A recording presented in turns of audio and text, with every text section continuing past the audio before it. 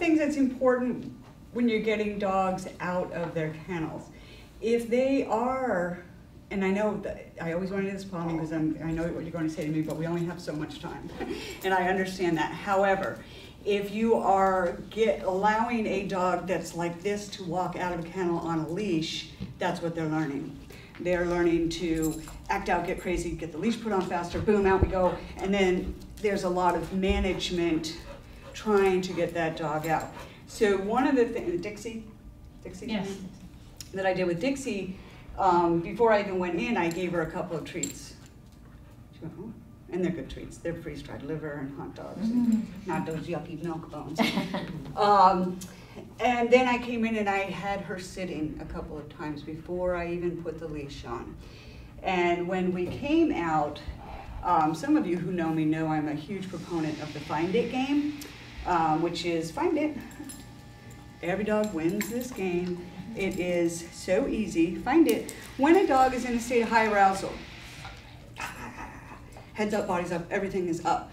When you teach the dog the Find It game, find it. You bring down the head, you bring down the level of arousal. It redirects that energy elsewhere. And when we came out, she did pretty well. I was tossing them, and she was walking along, and then one dog came out. She did okay with that dog. It was the other dog further down that she then she got a little, kind of went over to the cage, and I just redirected her in. Now, one of the things that's really important when a dog acts out, human nature is to give your dog this much leash, and then when they do something, to do this to them. And then you're really going to escalate the situation big time. So whenever I need a dog's attention, I slide my hand down the leash, and then I get their attention right there. My energy comes right here, and oftentimes they'll look at it and calm down. Also, the chest area has a calming effect so that you can kind of calm them down and redirect. Also, teaching the dogs that you look at a simple look command that you work with. And you can just do that by, she already knows it, because I was working, look, yes, good girl. You just kind of take a treat and work on this before you even get out. Look, yes, good girl. And then you just reward the look behavior, because again, if you can get the dog looking at you, you can de-escalate a lot of the problems. A staring dog is up to no good, period. Just keep that. If they start to zone in on something, you want to redirect that as quickly as possible. The other thing, a dog like her, and Vin, have you walked her? Okay, she's strong. Yeah. This dog should be on an easy walk or a head harness, preferably a head harness. Now, the thing is, you can't just throw those on them. You have to desensitize them to them. And the way that that starts is, has anybody seen this before, knows how to desensitize them to with the dog, and he wasn't happy. Yeah. Buster. Yeah. You know, first you just kind of put the nose loop on and treat them, and then let them drop it off. See, she doesn't really seem to mind it, because she hasn't done this with it so far. Yeah. Yeah. There we What kind go. of treats are they? This is freeze-dried liver. That and hot dogs are my choice. They love the freeze-dried liver. Very good. So she'll probably take this fairly well. We'll see when I hitch it behind her. There we go. There we go.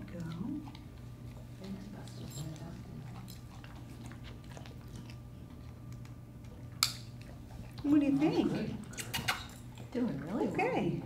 Well, that might have your name on it. What do you think? What's those treats? What do you think? That's a good girl. Touch. Yes, good girl. Look. Yes, good girl. What's so bad about milk bones? There's a lot of wheat in them, and wheat will agitate and cause aggression, and anxiety and stress. How about too much protein, though? No, actually, you want high protein. They're carnivores. And the amino acids in the protein actually have a calming effect. So every dog I've ever owned or worked with goes on a high protein diet. Cut up half the anxiety like that. Like really? Dogs don't want the milk bone. Yeah. Well, no. Yeah, they don't like, they're not a big incentive. They're not. Is there a possibility of getting too much if they're not active, if they're not really active? No, you know what's going to make them fat? The milk bones, and I hate to say it, the science diet. Yeah. Because I know, and you know, that's what's going to actually make them fat because of the corn and the wheat and the additives. Yeah, I mean, dogs could eat steak all day; they're not going to gain weight. It's just, I know. Yes. Could I ask you another question? Of course. When you were talking about basically getting them to stop with their thought process by bending down, you don't want to put your face. No, in I don't theirs, bend though. down. No. But No. because I noticed you stood off to the. I stand off to the side. I always stand off to the side when I'm working with a dog that I don't know for a couple of reasons. One, it's really rude to get in their space like that, and that makes them anxious. And you know, a dog knows, I would say she knew within 30 seconds when I walking in there as a trainer. Oh, yeah. You know, she went, okay. Yeah, she did. They do. I know that. Yeah. There's that perfect parent. They know it because of the language that I use with my body when I go in there. I Yeah. don't talk to them, or if I do, it's a very low tone. And you notice whenever I go, she looks at me. So I just do, you know, little sounds. I don't use her name. And that was why I'm not sure whether, when I said right now, let's not give her a lot of attention, because that just excites them. And, you know, we just want her to be gone. And eventually I'm going to let her go see everybody as a reward for calm behavior. But if I let her in and she was, I gotta see you, gotta see, then she's getting rewarded for being like that. Yeah. And now I'm How do actually. you stop them though if they're, I mean, there's like the Pekingese, they're yap, yap, yap, yap, yap, and before you even open their cage. And You then- toss some treats in and you say, find it. Yeah, but they're on special diets, Which ones? both of them, Norman and Oh, Ferdinand. They're food aggressive, so they're being hand fed. Okay. Turn away until they're quiet. Well, you know, in a real world that works, but in a shelter it doesn't. Sometimes, well, sometimes. Okay, okay, all right. But with the Pekingese, what my thoughts are, it's probably they don't really care. No. Little dog syndrome. Little dog syndrome, yeah. And you're right, and that will work, you know, and I use that for a lot, particularly if a dog's barking at me for attention, you want to turn that around. I mean, with the Pekingese, there's not much you can do but get in there and get them quiet. If they're hand-fed, you get in and you start feeding them, you know, I mean, Yeah. if. As soon as I get in, she knows she's getting they know. Right. They know that they are getting a walk, they stop. Right. I mean, and you can, depending, and if there's nothing in there that she can get into, I'm allowing her to go around and sniff now, because one of the things that really calms down. There was, in a cage. Yeah, but he's out. Oh, there's a rabbit in there? There was. Speaking of harm. Yeah. Well, one of the things that helps dogs to calm down is sniffing. You know, and somewhere along the line there was this whole dog walking thing where you got to get them tight and walk, and they forget that, let them sniff. The head comes down, they relax. It's so important. Don't make it about necessarily getting exercise. They go, I need to walk because they need to get exercise, but the sniffing is even more beneficial on many levels than that exercise. So take them out and let them sniff. And it's the same thing with the Find It game. That's a game where we're teaching them to use their nose. Well, you know, we used to find it with your little scared dog. So it's just important to keep things as calm as you can. Again, with the Pekingese, there's got to be something this Pekingese can eat, right? There's got to be something you can toss in the cage. I mean, even if he's food aggressive, if there's no other dog in there, I Doesn't you think say they're on special special, I think they're, one says wet food, I think. Does it? It says special diet. That's Norman, he has dental disease and he's having dental surgery, so. Okay. Well, a piece of cheese with bad teeth, something. There's got to be something that they can have. And, you know, that little bit just to quiet them initially. And then you can teach them a quiet command where you actually say, quiet, when they're barking. You put a treat right there and they, yes, good. Can I just say the difference in the grooming room is because you have stacked crates. Yeah.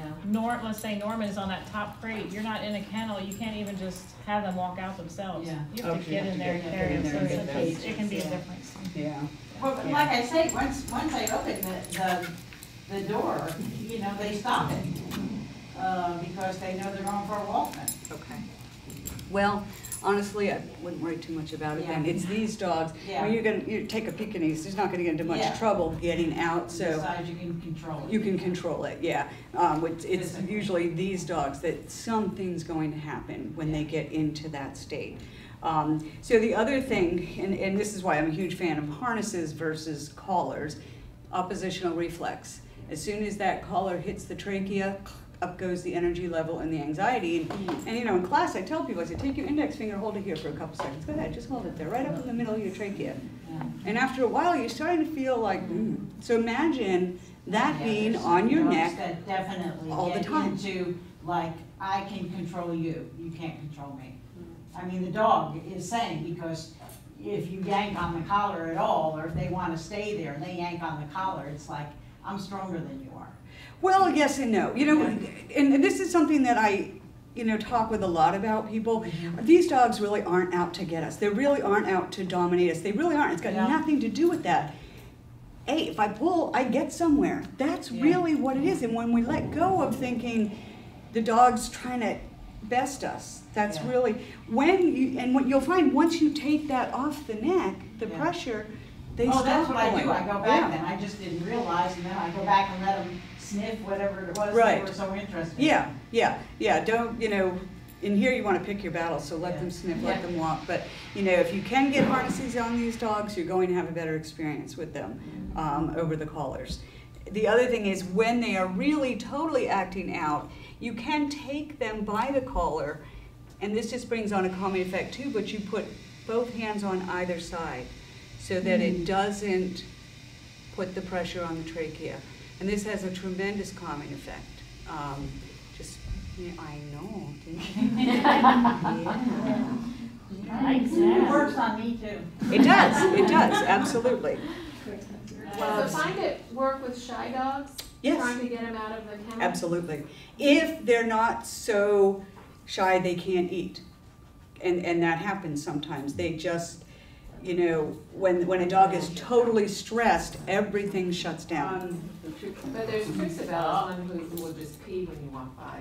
Okay, yeah, so that's a dog that's not ready yet. It's as simple as that, and she needs somebody that can actually sit in there with her. And I know that's impossible.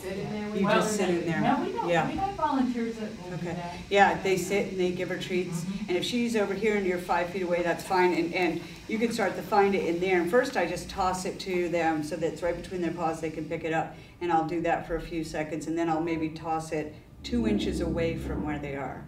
And you'll see them stretch their neck out and then go back to their corner, but that's okay, because when a dog